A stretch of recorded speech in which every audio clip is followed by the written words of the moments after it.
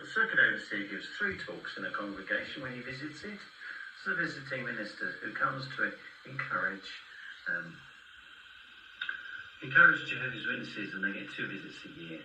Now, he gives 3 talks. One is on the midweek meeting, and then there's 2 on the Sunday. Now, the public talk was, why must a Christian be different? Now, just look at this. He used an illustration of a lemming. So, they reach the final precipice. This is the last chance to turn back.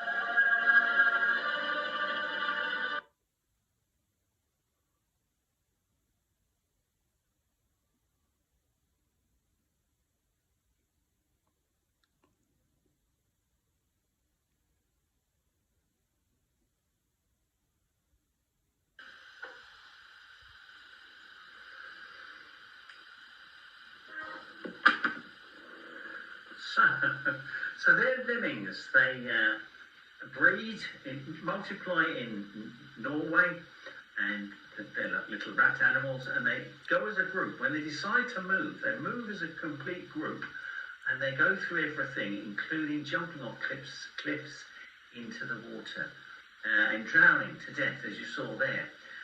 They do that because they're where they are.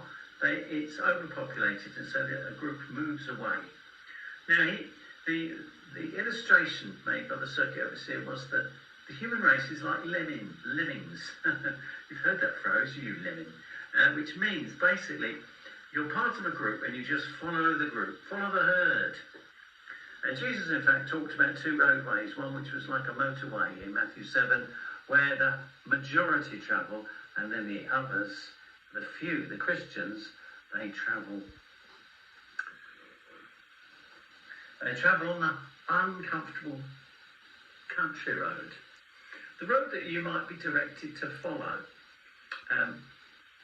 with Google Maps, for example. Maybe the big motorway, and there's some kind of crash. Now, you know the road, so you ignore Google Maps and you stay on the motorway. But when you get to the big queue, you get stuck there. Whereas if you'd taken Google Maps and gone down the country lanes, it would take longer, obviously, you would have missed the delay, and maybe you would have made the appointment you were hoping to make. So then he showed us Ephesians chapter 2, verse 2. And this is why he was saying that Christians must not run with the majority. They must follow what Christ says and not what human society tells them to do. Why? He says, in which at one time you walked according to the system of things, the culture that you're in at the moment. Everybody walked by that culture. We do all the things that are popular, don't we? Christmas and voting and whatever. He says, the system of things of this world according to the ruler of the authority of the air, the spirit that is now at work in the sons of disobedience. Now it explains this authority of the air. It says, Satan the devil is the ruler, referred to by Paul here.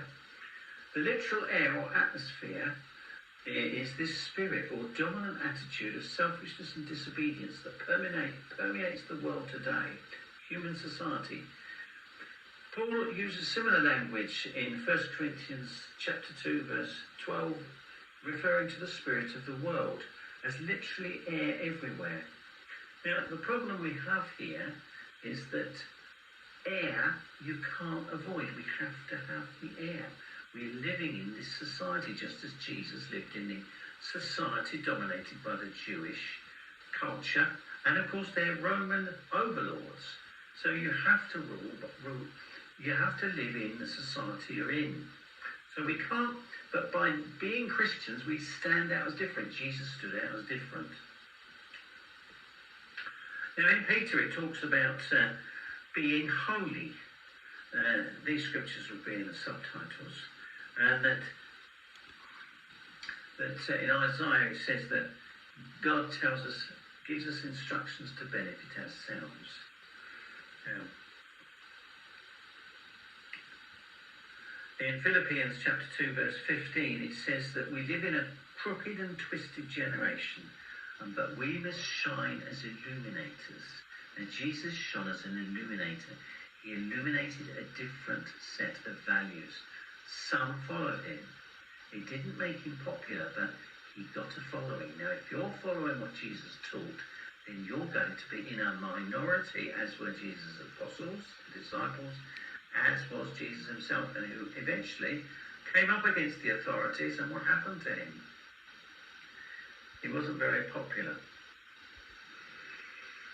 So, in Romans chapter 12, it talks about being moulded by this world, and we were asked, are you being moulded by this world or moulded by Christ's teachings?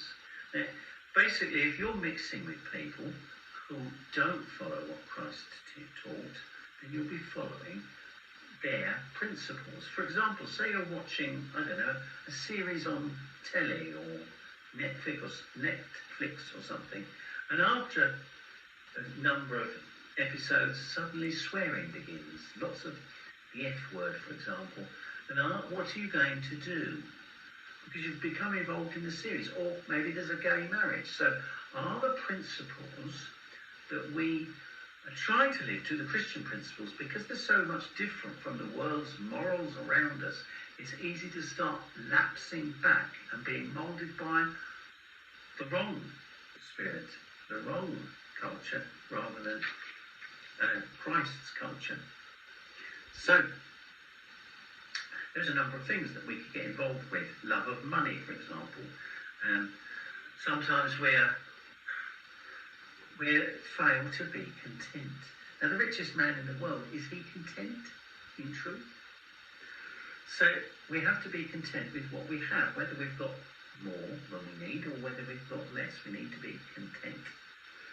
And perhaps having a meal with friends would be better than immoral entertainment and mixing with people who are not Christian. Another identifying mark for Christians is John 13, where we're meant to love one another.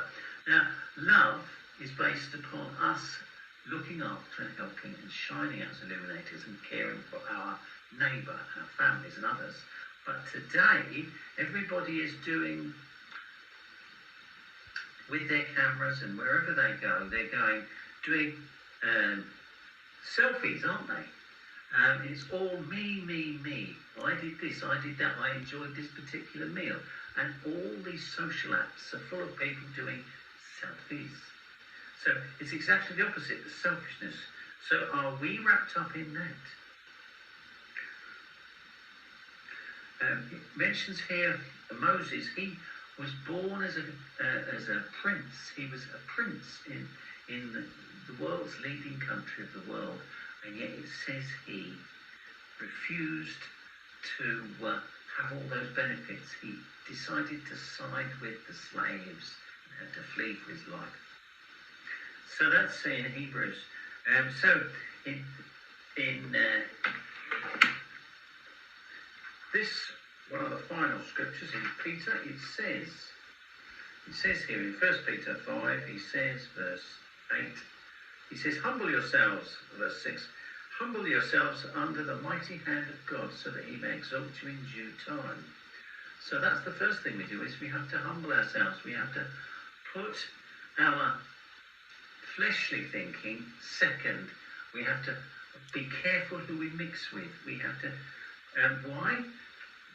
It says here, that he may exalt you at his due time. And he says, all your worries, and you're precious because you stand out as different. It says here, it says, throw your worries or anxieties on him. Leave them with him. Pray to him. Leave them in prayer. In fact, the next video is all about prayer, the final talk, so that is really worth watching. That comes up there. And you'll actually see the circuit overseer speaking there. You won't have me going through my notes. He says here, knowing that the same kind of sufferings are being experienced in the entire association of brothers in the world. So you do have a group of Christians who are doing their best to stand out as different. So you're not on your own. So that's nice. And then the last letter of Peter mentions being at peace. He says here, we need to be spotless, unblemished, and in peace. So, and the final phrase is, By standing out different now, we will not be different in the new world of Christ's rulership. So, it was much enjoyed and appreciated. The original talk would have lasted 30 minutes. So an abridged final talk is in that corner there. Thank you very much. Take care.